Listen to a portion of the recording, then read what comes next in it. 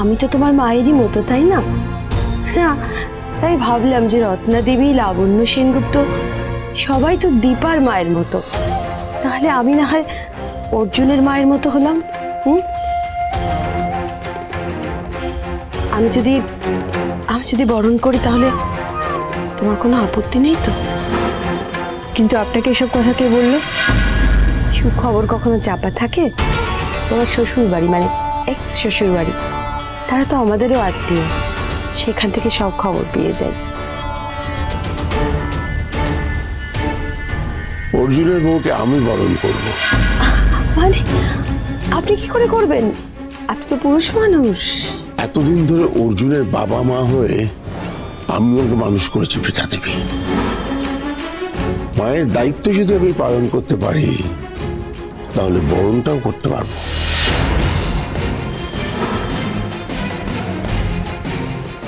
ও বাহ, আমাদের বরণডালাটা ভালোভাবে সাজানো হয়নি, এটা কাজে লেগে যাবে।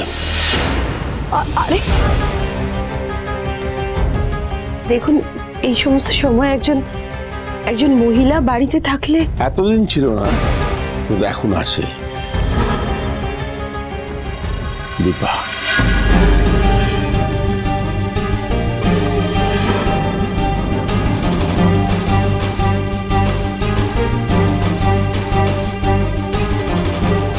খোকা জেঠু, আমি তো আগেও এই বাড়িতে এসেছি, তাই নতুন করে আমাকে বরণ করার প্রয়োজন নেই। দীপা, এটা কোনো কথা হলো দীপা? অর্জুন, দীপার বোধহয় অস্বস্তি হচ্ছে খোকা বাবু বরণ করছেন বলে। আমি বরং বরণটা করি। না, এটা আমার বাড়ি, খোকার বাড়ি, আমাদের পরিবার, তাই দীপাকে বরণ খোকাই করবে।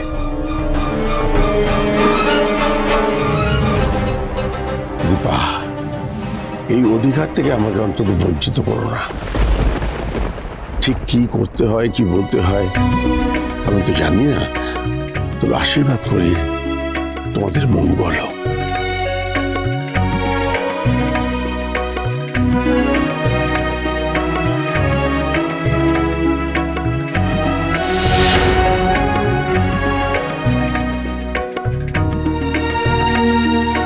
এসো মা, ওই যে বলে না, মা লক্ষ্মীর মতো লাল টুকটুকে আলতা পায়ের ছাপ ফেলে ভেতরে এসো।